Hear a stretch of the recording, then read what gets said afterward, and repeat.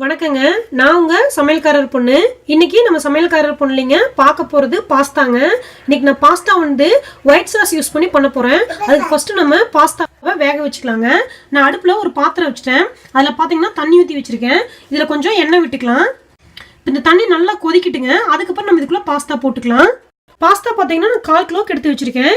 இந்த பாஸ்தா இந்த மாதிரி ஒரு பெரிய பேக்கெட்ல கிடைச்சது. நான் இந்த மாதிரி வாங்கி வச்சிருக்கேன். 1/4 கிலோ போடும்போது நம்ம 2 பேர் சாப்பிட்றதுக்கு இது கரெக்டா இருக்குங்க. இப்போ தண்ணி நல்லா கொதிக்குதுங்க. நம்ம எடுத்து வச்ச பாஸ்தாவை உள்ள போட்டுடலாம். இதில் நம்ம எண்ணெய் ஊற்றிக்கிறதுனால பாஸ்தா ஒன்னோட ஒன்று ஒட்டிக்காமல் இருக்குங்க. இது ஒரு 15 நிமிஷம் வேகணுங்க. பாஸ்தாவோட பேக்கெட்டில் பார்த்தீங்கன்னா 7லேருந்து 8 நிமிஷம் வெந்தா போதுன்னு போட்டிருக்காங்க. பட் அந்த மாதிரி வெந்துச்சிங்கன்னா கொஞ்சம் சவுக்குன்னு இருக்குது, சாப்பிட்றதுக்கு கஷ்டமாக இருக்குது.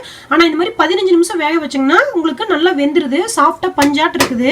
2 நிமிஷத்துக்கு ஒருக்க இந்த மாதிரி ஒரு ஃபோர்க்கு விட்டுங்க, ஒரு கலரி விட்டே இருங்க. இல்லாட்டி இது அடியில் அப்படியே இந்த பாஸ்தா அப்படியே அடியில் உட்காந்துரும், அடி பிடிச்ச மாதிரி ஆயிரும். அதனால ஒரு 2 நிமிஷத்துக்கு ஒருக்க இந்த மாதிரி ஃபோர்க் வச்சு நம்ம கலரி விட்டே இருக்கலாங்க.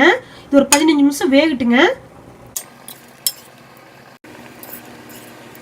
இப்போ 15 நிமிஷம் ஆயிடுச்சுங்க. பாஸ்தா பார்த்தீங்கன்னா நல்லா வெந்துருச்சு. இதை கையில கிள்ளி பார்க்கும்போதே நம்மளுக்கு தெரியுங்க.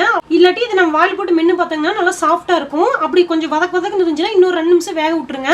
இப்போ கரெக்டாக 15 நிமிஷம் ஆச்சுங்க. பாஸ்தா நல்லா வெந்துருச்சு. நான் அடுப்பை ஆஃப் பண்ணிடுறேன். இந்த தண்ணியை வடிச்சு வச்சிடலாங்க பாஸ்தாவில இருந்து. இப்போ நான் பாஸ்தாவில தண்ணியை வடிச்சிட்டு வந்துட்டேங்க. இது அப்படியே இருக்கட்டுங்க. இப்போ நம்ம இதுக்கு தேவையான சாஸ் நம்ம ரெடி பண்ணிடலாங்க.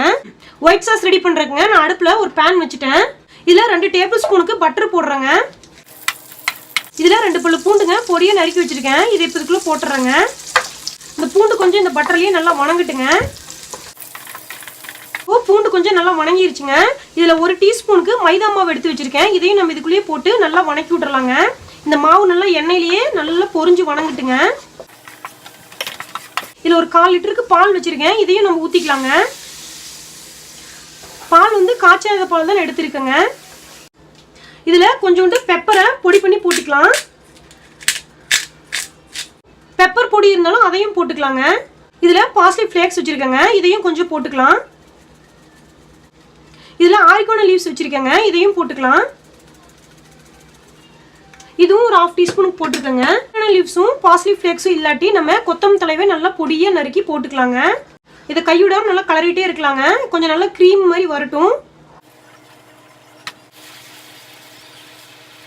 இப்போ ஓரளவுக்கு கெட்டி ஆயிடுச்சுங்க. உங்களுக்கு பார்க்கும்போதே தெரியும். இதுல 100 கிராமுக்கு சீஸ் எடுத்து வச்சிருக்கேங்க. இதையும் போட்டுக்கலாம்.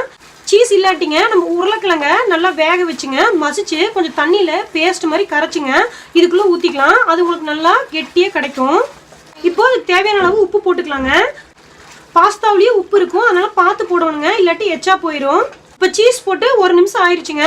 நம்ம இப்போ வேக வச்சுக்கிற பாஸ்தாவை இதுக்குள்ள போட்டுடலாங்க. நல்லா கலக்கி விட்டுறலாங்க. பெரியவங்க சாப்பிட்ற மாதிரி இருந்தா இதுல கொஞ்சம் சில்லி ஃபிளேக்ஸ் கூட போட்டுக்கலாம். இந்த பாஸ்தாவை போட்டு ஒரு 1 நிமிஷம் நல்லா சுருண்டு வரட்டுங்க. கொஞ்சம் இந்த மாதிரி லிக்விடா இருக்கும்போது நீங்க ஆஃப் பண்ணீங்கன்னா தான் நம்ம ஆறுச்சுன்னா கொஞ்சம் கெட்டி ஆகும், சாப்பிட்றதுக்கு கரெக்டா இருக்கும். அதனால இந்த மாதிரி கொஞ்சம் இலக்கமா இருக்கையிலேயே அடுப்பை ஆஃப் பண்ணிருங்க.